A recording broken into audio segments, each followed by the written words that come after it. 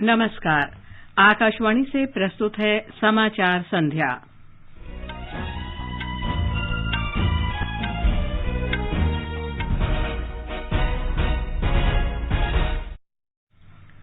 प्रधानमंत्री ने किसानों को खेती में नवाचार करते रहने को कहा। प्रधानमंत्री किसान सम्मान निधि योजना की 10वीं किस्त के रूप में 20,000 करोड़ रुपए से अधिक की राशि जारी की।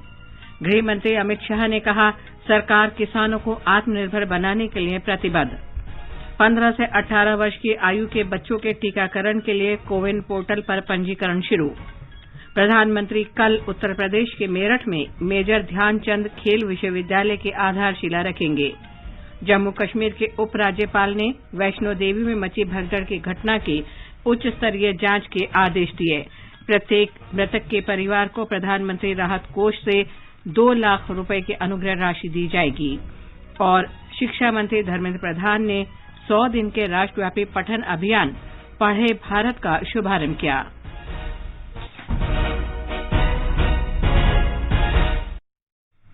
समाचार संध्या में मनोज के साथ मैं लवलीन निगम। देश कोविड टीकाकरण अभियान के अंतर्गत 150 करोड़ टीके लगाने की दिशा में निरंतर आगे बढ़ रहा है। कोरोना वायरस का नया वेरिएंट मिलने से चिंताएं बढ़ी हैं। आपसे हमारी अपील है कि यथाशीघ्र दोनों टीके लगवाएं और अन्य लोगों को भी टीके लगवाने के लिए प्रेरित करें। कृपया 3 सरल उपायों का पालन अवश्य करें। मास्क लगाएं, 2 गज की सुरक्षित दूरी बनाए रखें, हाथ और चेहरा साफ रखें। कोविड से संबंधित किसी भी जानकारी और मार्गदर्शन के लिए राष्ट्रीय हेल्पलाइन नंबर 011-2397-8046 और 1075 पर संपर्क करें। और अब समाचार विस्तार से। प्रधानमंत्री नरेंद्र मोदी ने आज वीडियो कॉन्फ्रेंसिंग के माध्यम से प्रधानमंत्री किसान सम्मान निधि योजना के अंतर्गत वित्तीय लाभ की 10वीं किस्त जारी की। 10 करोड़ से अधिक किसानों के बैंक खाते में 20,000 करोड़ रुपए से अधिक राशि अंतरित की गई। इस योजना के अंतर्गत हर वर्ष किसानों के खाते में 2-2 हजार रुपए 3 किस्तों में अंतरित किए जाते हैं। श्री मोदी ने लगभग 351 किसान उत्पादक संगठनों को 14 करोड़ रुपए से अधिक की इक्विटी अनुदान भी जारी किया, जिससे 1,24,000 से अधिक किसानों को फायदा मिलेगा। इस अवसर पर प्रधानमंत्री ने कहा कि ये उनके लिए सम्मान का विषय है कि वे नए वर्ष की शुरुआत देश के अन्नदाताओं के साथ कर रहे हैं। देश के करोड़ों किसान परिवारों को, विशेषकर छोटे किसानों को प्रधानमंत्री किसान सम्मान निधि की 10वीं किस्त मिली है। किसानों के बैंक खातों में 20,000 करोड़ रुपए ट्रांसफर किए गए हैं। हमारे किसान उत्पाद संघ, फार्मर्स प्रोड्यूस ऑर्गेनाइजेशन, इससे जुड़े किसानों को आर्थिक सहायता भी भेजी गई है। प्रधानमंत्री ने कहा कि किसान उत्पादक संगठनों के माध्यम से लघु किसान सामूहिक शक्ति का अनुभव कर रहे हैं। श्री मोदी ने कहा कि किसान उत्पादक संगठनों के फायदों को ध्यान में रखते हुए सरकार इन्हें प्रत्येक स्तर पर बढ़ावा दे रही है। उन्होंने कहा कि इन किसान उत्पादक संगठनों को 15 लाख रुपए तक की सहायता मिल रही है। प्रधानमंत्री ने एक बार फिर प्राकृतिक कृषि को बढ़ावा देने पर जोर दिया। उन्होंने कहा कि रसायन मुक्त मिट्टी की उर्वरता के संरक्षण का एक प्रमुख साधन है। प्रधानमंत्री ने किसानों का कृषि में नवाचार करते रहने का आह्वान किया और कहा कि स्वच्छता जैसे अभियान में सहयोग दिया जाना चाहिए। श्री मोदी ने कहा कि आज देश की विकास दर 8% से अधिक है और भारत में रिकॉर्ड निवेश आ रहा है। प्रधानमंत्री ने कहा कि आत्मनिर्भर बनने की दिशा में भारत तेज गति से आगे बढ़ रहा है। व्यापार कारोबार को आसान बनाने के लिए अनेक निर्णय लिए गए। पीएम गति शक्ति नेशनल मास्टर प्लान देश में इंफ्रास्ट्रक्चर निर्माण की गति को नई धार देने वाला है। मेक इन इंडिया को नए आयाम देते हुए देश ने चिप निर्माण, सेमी कंडक्टर जैसे नए सेक्टर के लिए महत्वाकांक्षी योजनाएं लागू की है। रक्षा क्षेत्र में आत्मनिर्भरता के लिए देश को 7 रक्षा कंपनियां मिली हैं। हमने पहली प्रोग्रेसिव ड्रोन पॉलिसी भी लागू की है। डिजिटल इंडिया अभियान भारत में हो रहे विकास को गांव-गांव तक ले जाने में बड़ी भूमिका निभा रहा है। प्रधानमंत्री ने कहा कि जलवायु परिवर्तन पर काबू पाने में विश्व का नेतृत्व करते हुए भारत ने 2070 तक 0 कार्बन उत्सर्जन का लक्ष्य निर्धारित किया है।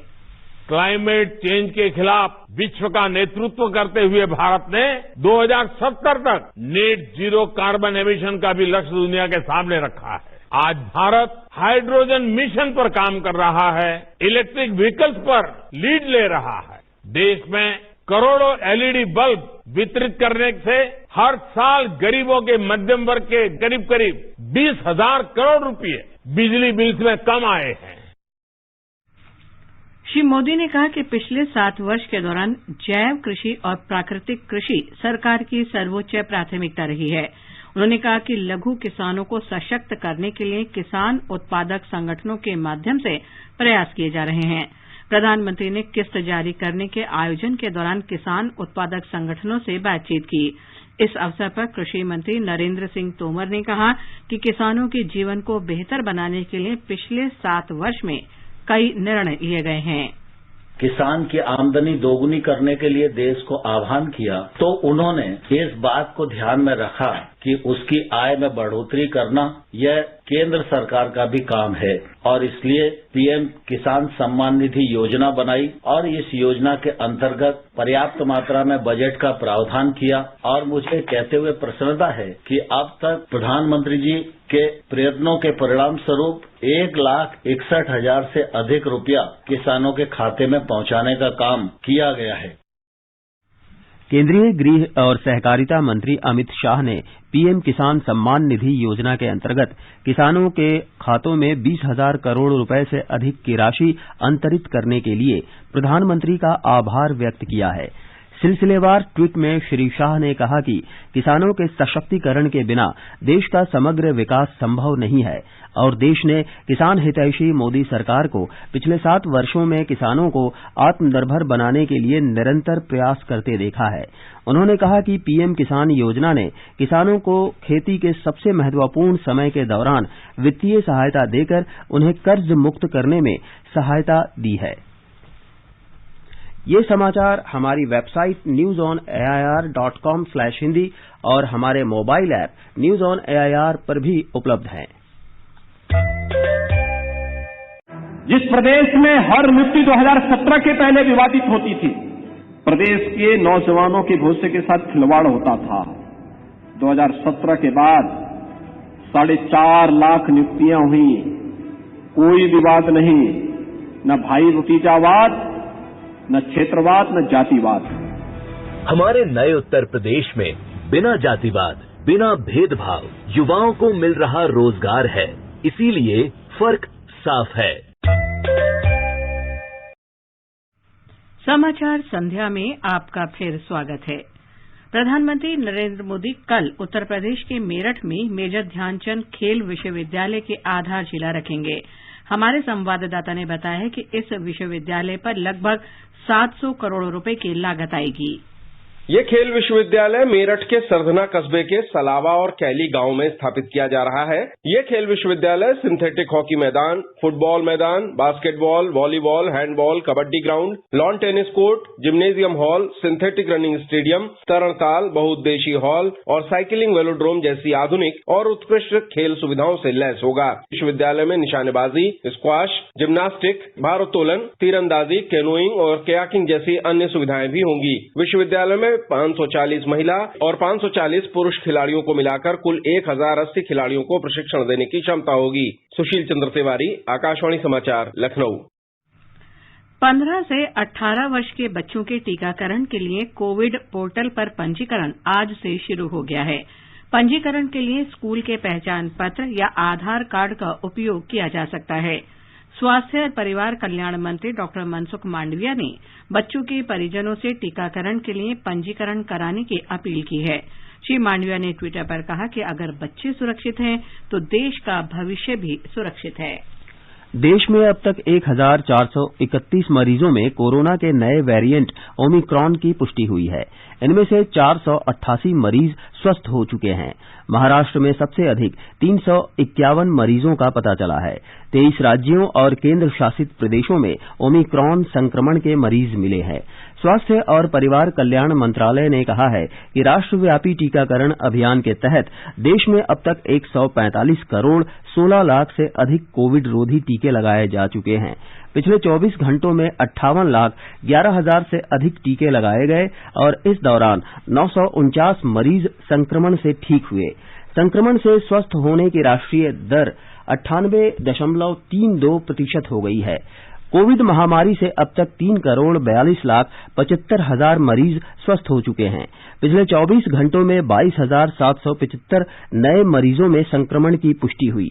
स्वास्थ्य मंत्रालय ने कहा है कि अब तक 67,89,00,000 नमूनों की जांच की जा चुकी है। केंद्र शासित प्रदेश जम्मू कश्मीर में कटरा के निकट माता वैष्णो देवी भवन में आज सुबह हुई भगदड़ में 12 लोगों की मृत्यु हो गई और 16 घायल हुए। पुलिस महानिदेशक दिलबाग सिंह ने बताया कि घटना आज तड़के 2:45 पर हुई। अस्पताल में दाखिल 16 घायलों में से 9 को उपचार के बाद छुट्टी दे दी गई है और डॉक्टर 7 घायलों का इलाज कर रहे हैं। उपराज्यपाल मनोज सिन्हा ने एक ट्वीट में बताया कि उन्होंने गृह मंत्री अमित शाह से बात की और उन्हें घटना के बारे में अवगत कराया। आज की भगदड़ की घटना की उच्च स्तरीय जांच के आदेश दिए गए हैं। जांच समिति की अध्यक्षता गृह विभाग के प्रधान सचिव करेंगे, जबकि जम्मू के अपर पुलिस महानिदेशक और मंडल आयुक्त इस समिति के अध्यक्ष होंगे। श्री सिन्हा ने बताया कि वो आज तड़के से ही स्थिति पर नजर रखे हुए हैं। वे घायल तीर्थयात्रियों से मुलाकात के लिए अस्पताल गए। प्रधानमंत्री कार्यालय में राज्य मंत्री डॉक्टर जितेंद्र सिंह घटना की प्रारंभिक जानकारी लेने के लिए माता वैष्णो देवी भवन पहुंचे। राष्ट्रपति रामनाथ कोविंद, उपराष्ट्रपति एम वेंकैया नायडू और प्रधानमंत्री नरेंद्र मोदी ने माता वैष्णो देवी भवन पर हुई दर्दनाक घटना पर शोक व्यक्त किया है। माता वैष्णो देवी परिसर में हुए दुखद हादसे पर शोक व्यक्त करता हूं। जिन लोगों ने भगदड़ में अपनों को खोया है, जो लोग घायल हुए हैं, मेरी संवेदनाएं उनके साथ है। केंद्र सरकार जम्मू कश्मीर प्रशासन के लगातार संपर्क में है। राहत के काम का, घायल के उपचारों का पूरा ध्यान रखा जा रहा है। रक्षा मंत्री राजनाथ सिंह, गृह मंत्री अमित शाह और सूचना और प्रसारण मंत्री अनुराग ठाकुर ने वैष्णो देवी भवन पर श्रद्धालुओं की मृत्यु पर शोक व्यक्त किया है। प्रधानमंत्री राहत कोष से मृतकों के निकट संबंधियों को 2-2 लाख रुपए की अनुग्रह राशि दी जाएगी। घायलों को 50-50 हजार रुपए की सहायता दी जाएगी। आगे बढ़ने से पहले मुख्य समाचारों पर एक नजर। प्रधानमंत्री ने किसानों को खेती में नवाचार करते रहने को कहा। प्रधानमंत्री किसान सम्मान निधि योजना की 10वीं किस्त के रूप में 20,000 करोड़ रुपए से अधिक की राशि जारी की। गृह मंत्री अमित शाह ने कहा, सरकार किसानों को आत्मनिर्भर बनाने के लिए प्रतिबद्ध है। 15 से 18 वर्ष की आयु के बच्चों के टीकाकरण के लिए कोविन पोर्टल पर पंजीकरण शुरू। प्रधानमंत्री कल उत्तर प्रदेश के मेरठ में मेजर ध्यानचंद खेल विश्वविद्यालय की आधारशिला रखेंगे। जम्मू कश्मीर में उपराज्यपाल ने वैष्णो देवी में मची भगदड़ की घटना की उच्च स्तरीय जांच के आदेश दिए। प्रत्येक मृतक के परिवार को प्रधानमंत्री राहत कोष से 2 लाख रुपए अनुग्रह राशि दी जाएगी। और शिक्षा मंत्री धर्मेंद्र प्रधान ने 100 दिन के राष्ट्रव्यापी पठन अभियान पढ़े भारत का शुभारंभ किया।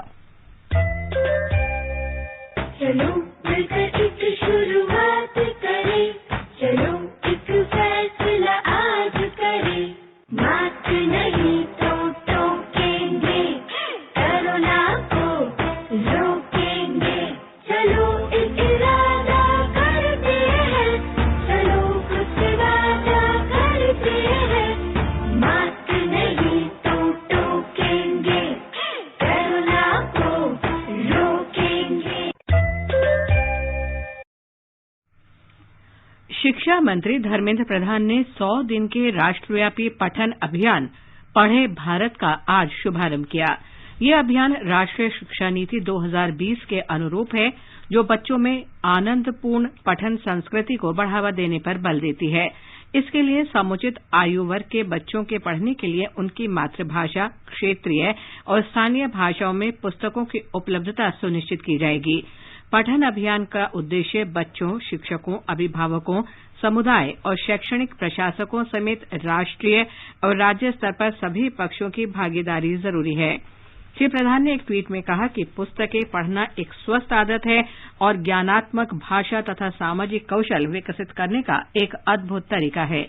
श्री प्रधान ने कहा कि प्रत्येक व्यक्ति को, विशेष रूप से युवाओं को, पुस्तक पढ़ने की आदत बनाने को प्रेरित करना चाहिए। इस अभियान से विद्यार्थियों के सीखने के स्तर में सुधार के महत्वपूर्ण कदम की शुरुआत होती है, क्योंकि इससे रचनात्मकता, विवेचनात्मकता, सोच, शब्दावली और मौखिक तथा लिखित रूप में अभिव्यक्ति की क्षमता विकसित होती है। बाल वाटिका से 8वीं कक्षा तक के बच्चे इस अभियान के अंग होंगे। अभियान के दौरान प्रति सप्ताह प्रत्येक समूह के लिए एक गतिविधि निर्धारित होगी, जिसके अंतर्गत आनंदपूर्ण पठन और इससे आजीवन संबंध विकसित किए जाने पर बल दिया जाएगा। बच्चे अपने शिक्षकों, अभिभावकों, भाई बहनों या परिवार के अन्य सदस्यों की सहायता से गतिविधि कर सकेंगे। पठन अभियान इस वर्ष 10 अप्रैल तक आयोजित किया जाएगा। 100 दिन का पठन अभियान भारतीय भाषाओं पर विशेष रूप से ध्यान केंद्रित करेगा और इस बारे में 21 फरवरी को मनाए जाने वाले अंतर्राष्ट्रीय मातृभाषा दिवस को अभियान के साथ जोड़ा गया है। इस दिन देश भर में कहानी पढ़ो अपनी भाषा में गतिविधि कराई जाएगी और इसके लिए बच्चों को अपनी मातृभाषा और स्थानीय भाषा में पढ़ने को प्रेरित किया जाएगा। केंद्र शासित प्रदेश जम्मू कश्मीर के कुपवाड़ा जिले के जुमागुंड इलाके में आज सुरक्षा बलों के साथ मुठभेड़ में एक आतंकवादी मारा गया। पुलिस प्रवक्ता के अनुसार आज शाम शुरू हुई मुठभेड़ अंतिम खबर मिलने तक जारी थी। मारे गए आतंकवादी की पहचान की जा रही है। कोविड-19 के बढ़ते मामलों के मद्देनजर केंद्र ने राज्यों और केंद्र शासित प्रदेशों से स्वास्थ्य ढांचे की उपलब्धता बढ़ाने के लिए फील्ड या अस्थायी अस्पताल विकसित करने की शुरुआत करने को कहा है। केंद्रीय स्वास्थ्य सचिव राजेश भूषण ने राज्यों के मुख्य सचिवों और स्वास्थ्य सचिवों को लिखे पत्र में कहा है कि यह व्यवस्था रक्षा अनुसंधान और विकास संगठन DRDO, CSIR और निजी क्षेत्र, निगमों, गैर सरकारी संगठनों तथा अन्य के साथ तालमेल से की जा सकती है। ऐसा करने से फील्ड अस्पताल या अस्थायी अस्पताल स्थापित करने में तेजी आएगी। भारत ने अफगानिस्तान को आज अगली किस्त के रूप में कोविड-19 की कोवैक्सीन की 5 लाख खुराक की मानवीय सहायता की आपूर्ति पहुंचाई। इसे काबुल के इंदिरा गांधी अस्पताल को सौंपा गया। विदेश मंत्रालय ने कहा है कि 5 लाख खुराक की अगली किस्त की आपूर्ति आने वाले सप्ताह में की जाएगी। कर्नाटक सरकार राज्य में निवेशकों और उद्योगपतियों को लाभ पहुंचाने के लिए नई योजना शुरू करेगी। राज्य के बड़े और मध्यम उद्योग मंत्री मुरुगेश और निरानी ने बताया कि कर्नाटक औद्योगिक क्षेत्र विकास बोर्ड की पट्टा सह बिक्री नीति में संशोधन किया जाएगा ताकि औद्योगिक क्षेत्र में निवेशकों को लाभ मिल सके। हमारे संवाददाता ने बताया कि इस नई नीति के तहत औद्योगिक भूमि 10 वर्ष के पट्टे सह बिक्री के आधार पर उपलब्ध कराई जाएगी। अगर सरकार 10 साल के लिए उद्योग एवं व्यवसाय के लिए जमीन देना आरंभ करे तो उनका कारोबार 2 साल यशस्वी चला तो जमीन पर उनका मालिकाना हक प्राप्त हो जाएगा। मंत्री मुरुगेश निरानी ने बताया कि इस सुविधा को जारी करने के लिए आवश्यक नियम बनाए जा रहे हैं। पुराने नियम के तहत जमीन को 99 साल के लीज पर दिया जा रहा है। इससे पूंजीपति जमीन पर मालिकाना हक नहीं पा पाता है। इसी वजह से पूंजीपति राज्य में व्यवसाय आरंभ करने में इच्छुक नहीं हो रहे हैं। अब नए नियम के अनुसार अगर व्यवसाय 2 साल के लिए यशस्वी चले तो जमीन पर मालिकाना हक प्राप्त होगा और व्यवसाय के लिए बैंक से कर्जा भी प्राप्त हो सकेगा। सुधींद्र, आकाशवाणी समाचार, बेंगलुरु।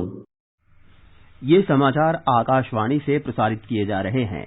ताज़ा समाचार जानने के लिए आप हमारे Twitter handle @AIR News Hindi को फॉलो कर सकते हैं। 2017 से पहले कर्ज के बोझ तले दबा था किसान। 2017 के बाद कर्ज माफी से हुआ है खुशहाल। फर्क साफ है। 2017 से पहले रंगदारी के कारण करना पड़ता था पलायन। 2017 के बाद सुरक्षित माहौल में हो रही घर वापसी। फर्क साफ है। ये आकाशवाणी है। आजादी का अमृत महोत्सव के लिए सभी उपभोक्ताओं को शुभकामनाएं। हॉलमार्क सोने की शुद्धता सुनिश्चित करता है। हमेशा हॉलमार्क वाले सोने के आभूषण खरीदें। उपभोक्ता संबंधित किसी भी शिकायत के लिए कृपया राष्ट्रीय उपभोक्ता हेल्पलाइन के टोल फ्री नंबर 14404 पर संपर्क करें। उपभोक्ता मामले विभाग, भारत सरकार द्वारा जनहित में जारी। जागो ग्राहक जागो। आकाशवाणी समाचार की विशेष प्रस्तुति धरोहर में स्वतंत्रता आंदोलन के उन भाषणों, नारों और कविताओं से नई पीढ़ी को परिचित कराया जाता है जिन्होंने आजादी के दीवानों में उत्साह का संचार किया था। धरोहर प्रत्येक सोमवार शाम 4:45 पर परिक्रमा कार्यक्रम में प्रसारित किया जाता है।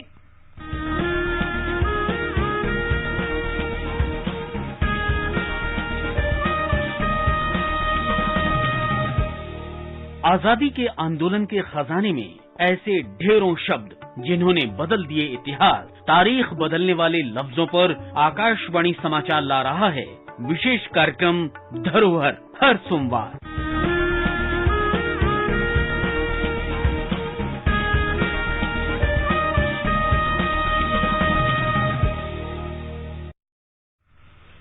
आजादी के अमृत महोत्सव के अंतर्गत आइए अब सुनते हैं आकाशवाणी की विशेष प्रस्तुति आजादी का सफर। आजादी का अमृत महोत्सव।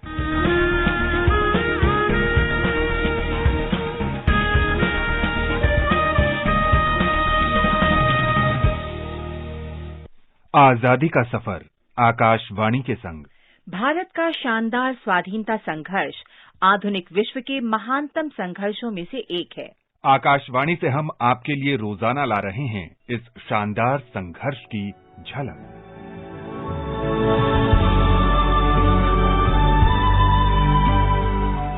नए साल का पहला दिन कुछ लोगों की यादों और घटनाओं का स्मृतिपूर्ण हरकारा होता है जो काल के गराल पर अपनी अमिट छाप छोड़ जाता है। और हम आपके लिए लाते हैं इतिहास के उन पन्नों को जिन्होंने देश के कालक्रम पर अपना असर डाला। हमारी ओर से आपको नए वर्ष की अनेक शुभकामनाएं।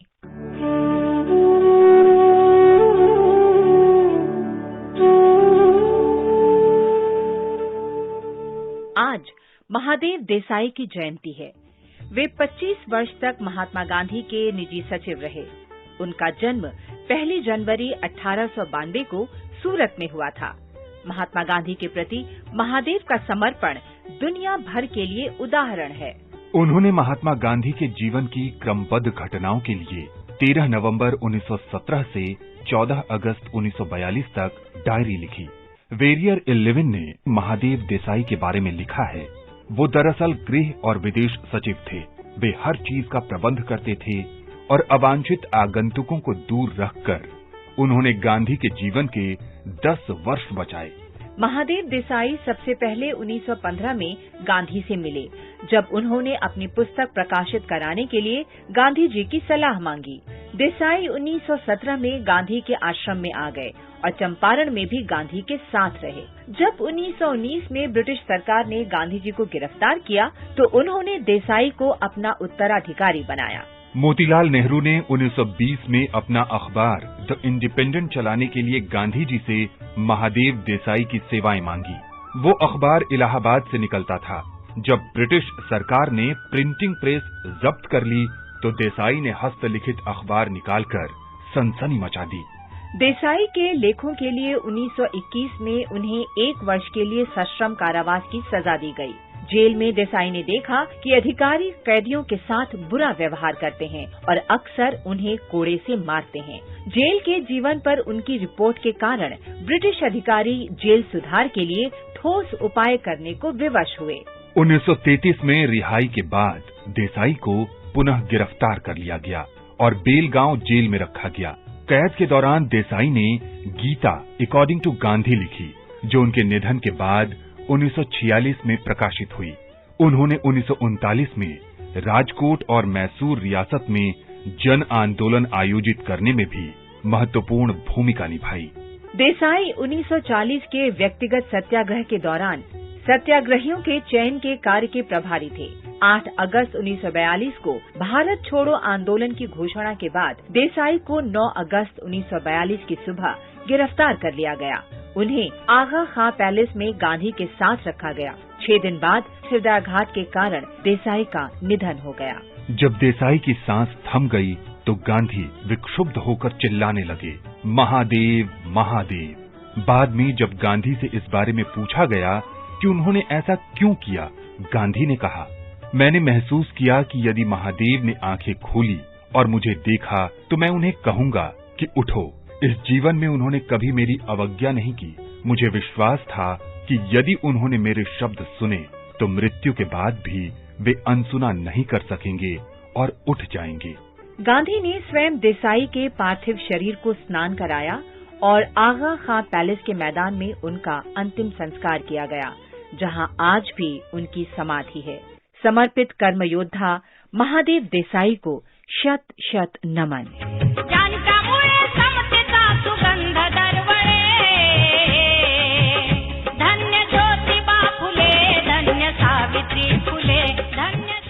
पहली जनवरी 1848 को भारत का पहला बालिका विद्यालय पुणे के भिड़ेवाड़ा में खोला गया था। इसे महात्मा ज्योतिबा फूले और सावित्रीबाई फूले ने शुरू किया था। महात्मा ज्योतिबा फूले ने अनुभव किया कि महिलाओं और वंचित वर्गों के उद्धार के लिए शिक्षा बहुत महत्वपूर्ण है। उस स्कूल ने रूढ़िवादियों में खलबली मचा दी और सामाजिक दबाव के कारण फूले दंपत्ति को अपना घर तक छोड़ना पड़ा। इस प्रकार कुछ समय तक स्कूल पर ताला पड़ गया। इस अवधि के दौरान उनके मित्र उस्मान शेख और उनकी बहन फातिमा शेख ने फूले दंपत्ति की सहायता की।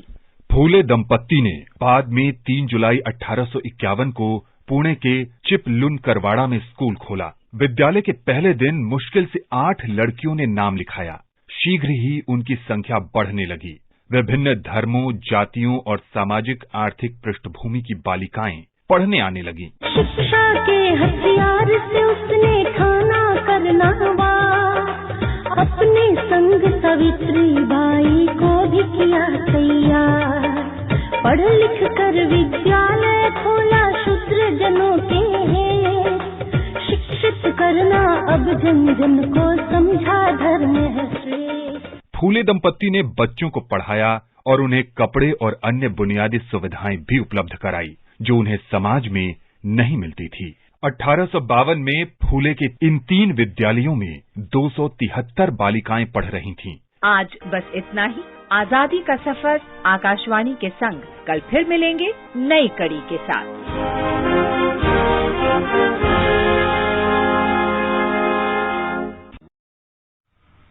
वित्त मंत्रालय ने बताया है कि 31 दिसंबर 2021 तक आयकर विभाग के नए ई फाइलिंग पोर्टल पर करीब 5 करोड़ 89 लाख आयकर रिटर्न भरी गई। मंत्रालय के अनुसार वर्ष के अंतिम दिन कल 46 लाख आईटीआर फाइल की गई। वस्तु और सेवा कर जीएसटी का राजस्व संग्रह दिसंबर 2021 में 1,29,000 करोड़ रुपए से अधिक हुआ। दिसंबर 2021 का राजस्व पिछले वर्ष की इसी अवधि के जीएसटी राजस्व से 13% अधिक है। केंद्र शासित प्रदेश जम्मू कश्मीर में आज शाम 5.1 तीव्रता का भूकंप आया।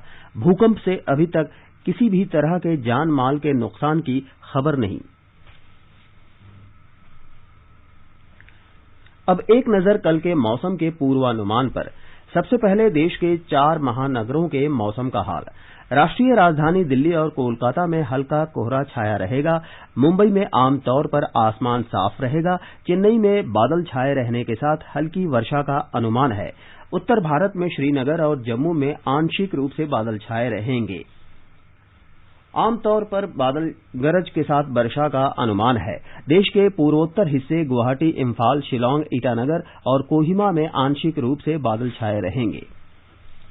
और अंत में मुख्य समाचार एक बार फिर। प्रधानमंत्री ने किसानों को खेती में नवाचार करते रहने को कहा। प्रधानमंत्री किसान सम्मान निधि योजना की 10वीं किस्त के रूप में 20,000 करोड़ रुपए से अधिक की राशि जारी की। गृह मंत्री अमित शाह ने कहा, सरकार किसानों को आत्मनिर्भर बनाने के लिए प्रतिबद्ध। 15 से 18 वर्ष की आयु के बच्चों के टीकाकरण के लिए कोविन पोर्टल पर पंजीकरण शुरू। प्रधानमंत्री कल उत्तर प्रदेश के मेरठ में मेजर ध्यानचंद खेल विश्वविद्यालय की आधारशिला रखेंगे। जम्मू कश्मीर के उपराज्यपाल ने वैष्णो देवी में मची भगदड़ की घटना की उच्च स्तरीय जांच के आदेश दिए। प्रत्येक मृतक के परिवार को प्रधानमंत्री राहत कोष से 2 लाख रुपए की अनुग्रह राशि दी जाएगी। और शिक्षा मंत्री धर्मेंद्र प्रधान ने 100 दिन के राष्ट्रव्यापी पठन अभियान पढ़े भारत का शुभारंभ किया। इसके साथ ही समाचार संध्या का ये अंक समाप्त हुआ। नमस्कार।